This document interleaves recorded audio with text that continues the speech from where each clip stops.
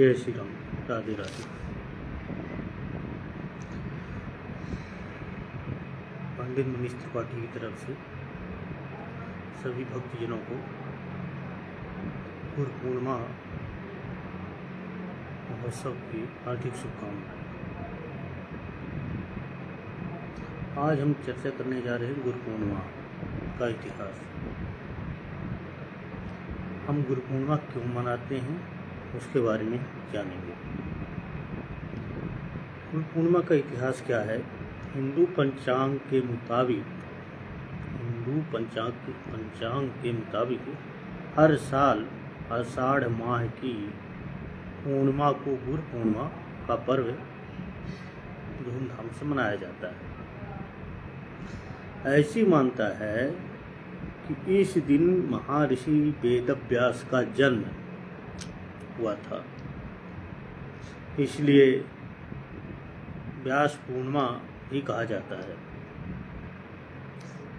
वेद व्यास जी ने महाभारत जैसे महान ग्रंथ की रचना की और गुरु पूर्णिमा हमारे जीवन में गुरुदेव का सम्मान करने का दिन माना जाता है। जैसे हम सभी जानते हैं कि हमारे गुरु जो हैं चार होते हैं। माता पिता जो आपको पढ़ाई में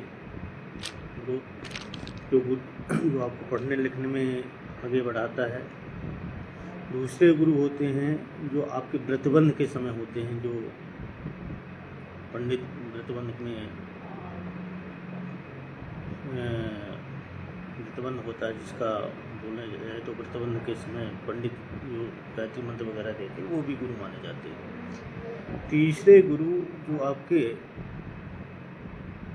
सांसारिक जीवन में अच्छे कर्म और संस्कार की ओर लेकर चले, वो सबसे महत्वपूर्ण गुरु होते हैं। उनके बगैर संसार में जीना मुश्किल हो जाता है। अगर गुरु है तो हर एक चीज़ की परख मिलती है इंसान को। और पांचवें गुरु, चौथे गुरु की जो बात मैंने किया था, वो वृद्ध में जब वृद्धावस्था आती है तो उन्हीं की मार्गदर्शन के दौरान हर गुरुओं का ज्ञान समूह मिल जाता है। हमने चौथे गुरु अपने वर्ण के हिसाब से बोल दिया। अब गुरु पूर्णिमा का जो अवसर है, पूर्णिमा किसका त्यौहार है? पूर्णिमा किसका त्यौहार है? ये है पर्व सिर्फ हिंदुओं से नहीं है, बल्कि बौद्ध धर्म और जैन धर्म के लिए भी खास माना जाता है। हिंदू पंचांग के अनुसार आषाढ़ शुक्ल पूर्णिमा मनाते हैं। इस दिन महर्षि वेदव्यास का जन्म हुआ था, इसलिए इसे वेदव्यास पूर्णिमा भी कहते हैं। पूर्णिमा का दूसरा नाम क्या है? Blue moon. ये साइंस के हिसाब से देखा जा सकता है। कभी कभी एक ही कैलेंडर के महीने में दो पूर्ण चंद्रमा होते हैं, तो पहले पूर्ण चंद्रमा को उस महीने के पूर्ण चंद्रमा के नाम से जाना जाता है, लेकिन दूसरे पूर्ण चंद्रमा को आम तौर पर ब्लू मून कहा जाता है। कहने का तात्पर्य है कि जब कैलेंडर के अनुसार एक दिन में जब दो पूर्ण चंद्रमा की मुलाकात होती है तो एक दूसरे के मिलने का आमतौर पर ब्लू मून कहा जाता है, मतलब चंद्रमा का मिलन, इस हिसाब से कहा जाता है। तो हम कहने का तात्पर्य है कि भगवान हम सबकी कृपा से सबको बुद्धि प्रदान किया है, सबको सोचने समझने का ज्ञान दिया है। तो गुरु से जो ज्ञान मिलता है आगे बढ़ने का, आगे चलने का, आगे संस्कार का, अपने माता पिता के कर्तव्यों का पालन करने का और गुरु के आशीर्वाद से ही संसार में आगे बढ़ा जा सकता है। गुरु से बढ़कर कोई ज्ञान नहीं होता, इसलिए गुरु पूर्णिमा भी मनाया जाता है और गुरु का त्योहार भी कहा जा सकता है। गुरु से बढ़कर कोई संसार नहीं। तो इस हिसाब से भगवान, हम कहते हैं कि ये गुरु हो गए। अब गुरु ने ज्ञान दिया भगवान से मिलने का, हम भगवान के बारे में भी चर्चा करना चाहिए मुझे। जब गुरु ही आपको ज्ञान देंगे तभी आपका भगवान से मिलन होगा। तो गुरु का मार्गदर्शन से ही भगवान की प्राप्ति होती है। अब भगवान क्या होते हैं, भगवान क्या होते हैं और भगवान शब्द कैसा बना है, किस शब्दों से चुना गया है। तो कहने का तात्पर्य है कि भगवान शब्द संस्कृत के भागवत शब्द से आया है। भगवान शब्द, हम भगवान के बारे में चर्चा कर रहे हैं, तो भगवान शब्द संस्कृत के भागवत शब्द से आया है, जिसका अर्थ है सृष्टि का स्वामी, या वह जो, जिसका अर्थ सृष्टि का स्वामी या वह जो सभी गुणों से युक्त है। मतलब हर गुणों से, मतलब सभी गुणों से युक्त है। यह शब्द भग और बान दो शब्दों से मिलकर बना है। भग और बान ये दो शब्दों से मिलकर बना है। यह ज्ञान और वैराग्य है। जहाँ भग का अर्थ है ऐश्वर्य धर्म, यहाँ भग का अर्थ है ऐश्वर्य और यश ज्ञान और वैराग्य है। ये भाग्य का अर्थ है। और बान का अर्थ धारणा, बान का अर्थ है धारणा करने वाला, मतलब किसी चीज को अपने अंदर आधीन, मतलब धारणा करना, करने वाला। इसे भगवान शब्द का, इसे भगवान कहते हैं। मतलब इसलिए भगवान शब्द कहते हैं। अर्थ वह है जो इन सभी गुणों को धारण करता है। भगवान वह है इन जो सब गुणों को धारण करता है। भग का अर्थ हुआ अर्थ, ऐश्वर्य, धर्म, यश, ज्ञान, ये भग का अर्थ है। और बान का अर्थ है धारणा। इन सब गुणों को जो धारण करता है उसे भगवान कहते हैं। एक भगवान का अर्थ और है। भगवान शब्द कैसे बना है, तो भगवान का एक अर्थ और कहा गया है, भा प्लस गा प्लस वा प्लस आ प्लस आ ना। तो भा का अर्थ होता है भूमि, जो जमीन होती है। गा का अर्थ होता है गगन, जो आकाश। वा का अर्थ होता है वायु, जो हम हवा लेते हैं। और आ का अर्थ होता है अग्नि, जो हम अग्नि को यूज करते हैं। और ना का अर्थ होता है नीर, मतलब पानी। इन 6 शब्दों से बना है भगवान। हमें भगवान की प्राप्ति कैसे होती है? इन 6 शब्दों से। जो हमारे शरीर को चलाता है वही भगवान है, और हमारे अंदर ही खुद भगवान विराजमान है। इन 6 शब्दों का कहने का मतलब है कि हम खुद ही अपने शरीर को देखें तो हम भगवान के स्वरूप को देख सकते हैं। तो भगवान का देखने का स्वरूप अपने शरीर के अंदर, अपने मन के अंदर ही देखा जा सकता है। जब हम भगवान का स्वरूप देखते हैं तो खुद को देखें, उसी पे हमें भगवान दिखेंगे। अपनी आत्मा को अगर हम शुद्ध रखते हैं तो उसको हम भगवान की प्राप्ति कर सकते हैं। अब एक ऐसा शब्द है जिसका उपयोग विभिन्न धर्मों और दार्शनिक परंपराओं के सर्वोच्च शक्ति का शक्ति या देवता का वर्णन करने के लिए किया जाता है।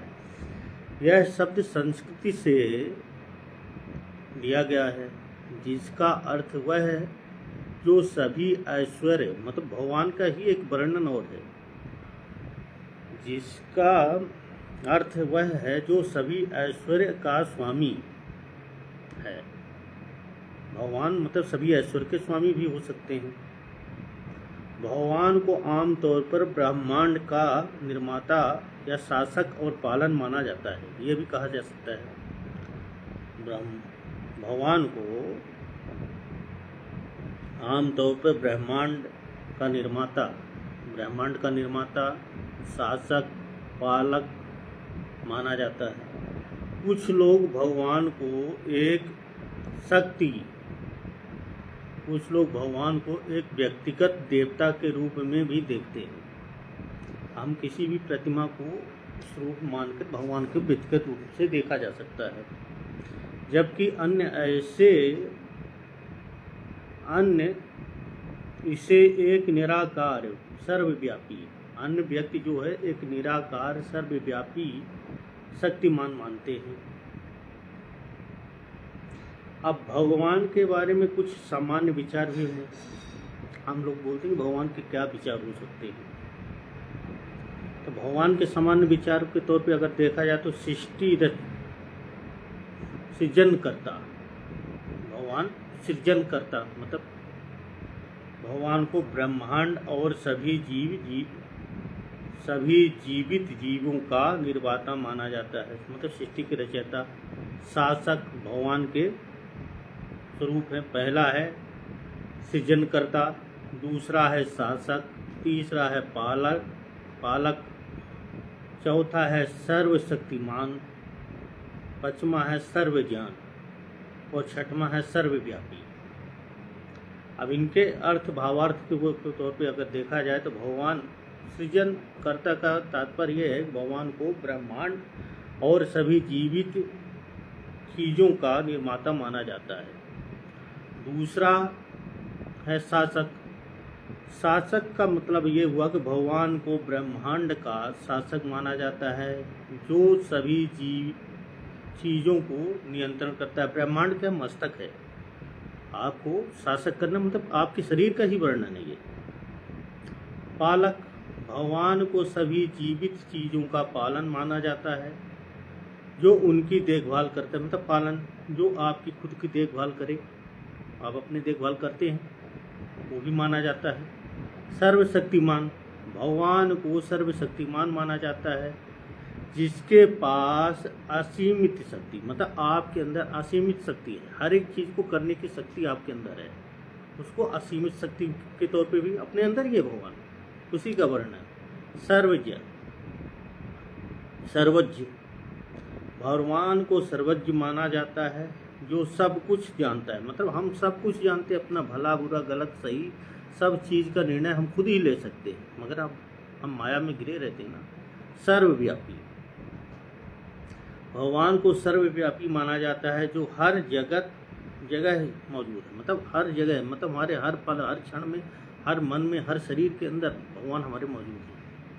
हर पल में हम भगवान को देख सकते हैं, वो ये भगवान है। फिर सतमा है पूर्ण, वही भगवान को पूर्ण भी माना गया है। तो भगवान को पूर्ण माना जाता है, जिससे कोई कमी नहीं होती, अपने अंदर की सभी तब शक्ति को हम पूर्ण तौर पे देखेंगे, हमारे अंदर सब कुछ गुण अच्छे हैं, हम पूर्ण हो चुके हैं, संपूर्ण हैं हम हर एक चीज़ से।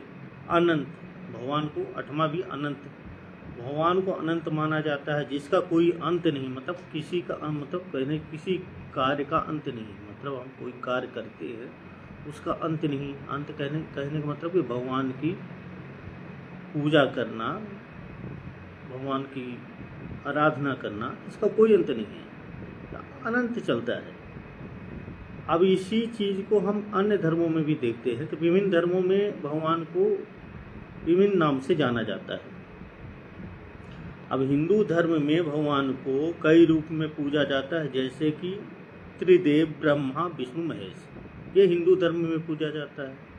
अब यही देखें हम दूसरे अनुयायी धर्म अगर हम देखते हैं तो इस्लाम माना सुने तो इस्लाम में भगवान को अल्लाह कहा जाता है। अब भगवान एक ही हैं मगर सबका नाम अलग अलग दे दिया। हर धर्म ने जो अनुयायी धर्म होते हैं वो भी अपने अपने तरीके से इष्ट देवता की पूजा करते हैं। उन्होंने अल्लाह कहा है, अल्लाह कहा जाता है और उसके एक ही उनसे एक माना जाता है। वो एक ही मानते हैं, हम अनेक मानते हैं, वो एक मानते हैं। ईसाई धर्म में भगवान को पिता पुत्र पवित्र आत्मा के रूप में जाना जाता है। तो पिता पुत्र पवित्र आत्मा के रूप में वो पूजा करते हैं। सिख धर्म में भगवान को बाह्य गुरु कहा जाता है और उसके एक माना जाता है, वो भी एक ही मानते हैं। भगवान को जानना व्यक्तिगत और आध्यात्मिक अनुभव है। लोग भगवान को प्रार्थना ध्यान या धार्मिक अनुष्ठानों के माध्यम से महसूस करते हैं, जबकि अन्य इसे अपने जीवन के अनुभव और माध्यम से महसूस करते हैं। कुछ लोग भगवान को एक रहस्य मानते हैं जिसे पूरी तरह से समझा नहीं जा सकता है। कहने का तात्पर्य कि कुछ लोग जैसे अभी अपने अपने धर्म के हिसाब से भगवान को पूजते हैं, तो जो धर्म जैसा है उस हिसाब से भगवान को पूजा जा सकता है। भगवान की पूजा करने का अनेकों उपासक होते हैं।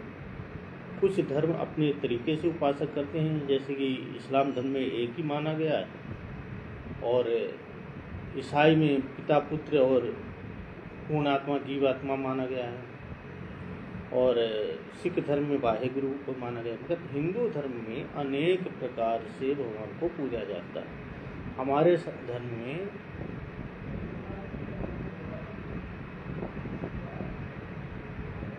हमारे धर्म में 84 कोटि जिसको 84 कोटि के भगवान माने गए हैं। 84 कोटि मतलब 84 लाख योनि।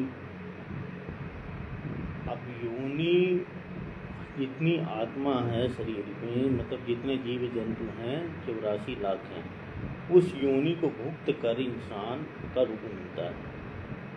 इसलिए बोलते हैं कि संसार में भगवान को पाना है तो राम नाम का महिमा गानी चाहिए। ये कलयुग है, कलयुग केवल नाम आधारा, सुमिर सुमिर नर उतर ही पारा। ये कलयुग में सिर्फ भगवान का नाम ही एक आधार है। ये आत्मा है, इस आत्मा को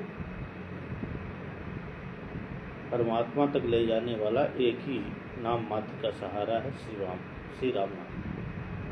इसलिए आप सब भगवान के बारे में सुन रहे थे।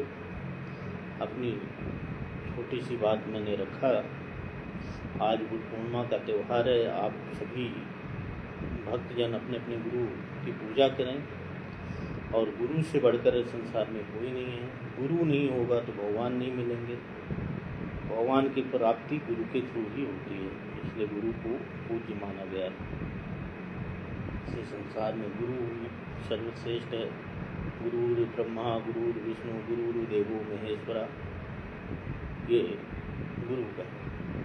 अब इसी चीज़ पे हम देखें तो माया और मोह, भगवान खुद आत्मा के आपके शरीर के अंदर है, तो आपके अंदर माया मोह भी हो कि आपके शरीर के अंदर, तो माया मोह शरीर के अंदर होगी तो आपकी आत्मा के अंदर, ब्रह्मांड के अंदर जो भगवान विराजमान है उसको विचलित करती है। माया मोह, माया ऐसी है कि आपको क्षीण कर देती है, आपके अच्छे कर्म को क्षीण कर देती है। तो माया बहुत विचलित माया होती है।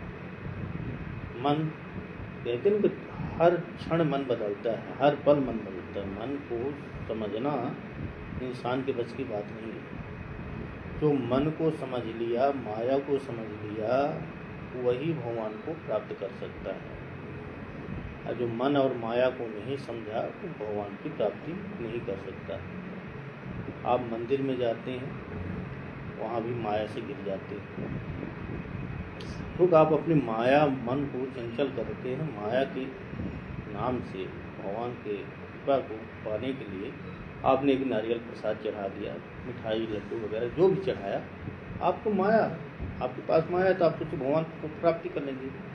तो मिठाई लड्डू खिलाने से भगवान नहीं मिलते, भगवान का उपासक बनना पड़ता है, भगवान का नाम लेना पड़ता है, उससे भगवान प्राप्ति हो सकती है। आपके लड्डू मिठाई से भगवान की प्राप्ति नहीं होती। आप मंदिर गए शनिवार मंगलवार, तो आप वहाँ जाएं, आधा एक घंटा भगवान का पाठ करें, हनुमान चालीसा पाठ करें, सुंदरकांड पाठ करें, 5 दोहा रामचरितमानस की चौपाई पढ़ें, इससे भगवान की प्राप्ति होगी। आपके लड्डू नारियल से भगवान की प्राप्ति नहीं होगी। भगवान की प्राप्ति पूजा पाठ संस्कार से होती है, गुरु के वचनों से होती है। अगर गुरु का वचन आपको मानना है तो भगवान की प्राप्ति होगी। मैं अपनी वाणी को एक विराम देता हूँ। जय श्री राम, राधे राधे। फिर आप दोबारा मिलेंगे। जय श्री राम।